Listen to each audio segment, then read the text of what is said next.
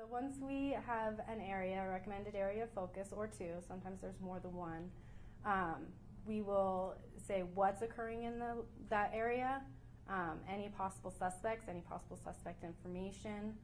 We can respond to it quicker than we would if we weren't really having those meetings and sharing that information and it was just occurring organically.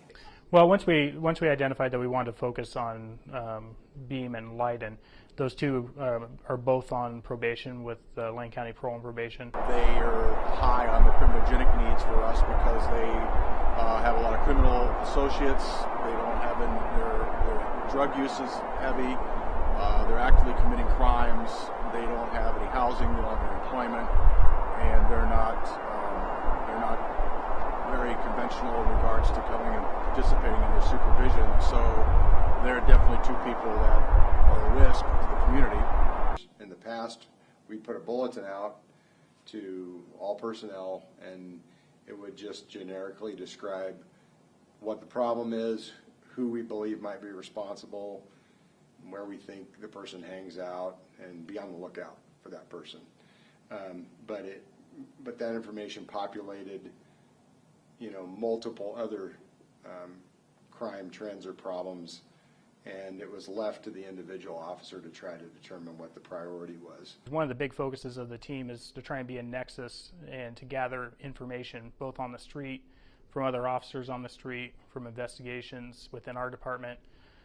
We partner real closely with Parole and Probation to try and get information from them and share information back with our interagency narcotics team, which is comprised of our agency, the Oregon State Police, the Lane County Sheriff's Office, and the Springfield Police Department.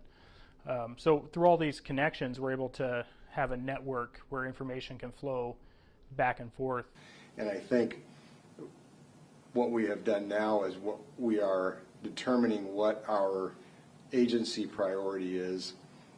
Command people are collaborating to determine what a specific problem or subject or area of focus is, and then we're addressing that as a group. We learned that there had just been a UUV, a stolen vehicle from the Walmart over on West 11th.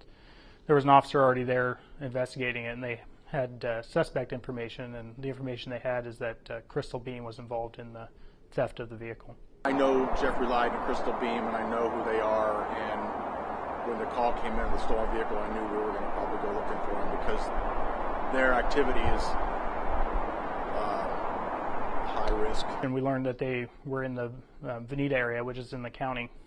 So we contacted the deputy who was working in Veneta that day and gave him the information and asked him to keep an eye out for the car. Well, we formulated a plan to try and draw him back into town where we could effect an arrest. And then the Sheriff's Department located it, contacted us, and then Gorman called us, and we all went out there to assist with the Sheriff's Department in finding the house and locating all the people because everybody ran. We were able to take our team and our group that we had put together to do a takedown on them once they got back to Eugene and move the operation out to Veneta where they were at. So we worked with our team and the Sheriff's Office of Parole and Probation. We were all able to surround this house. There was actually 3 suspects that we were looking for that we had learned that had taken the car. Crystal Beam, Jeffrey Leyden, and Victor Diaz. The Lane County Sheriff's deputies were there. They had blocked the car in, and they had set up a perimeter on the outside of the house. And then the Parole and Probation officers, me and P.O. Dugan, were there, and then the EPD officers. And I believe even a BLM officer showed up. I think we're forcing the collaboration in an effort to try and address problems more immediately.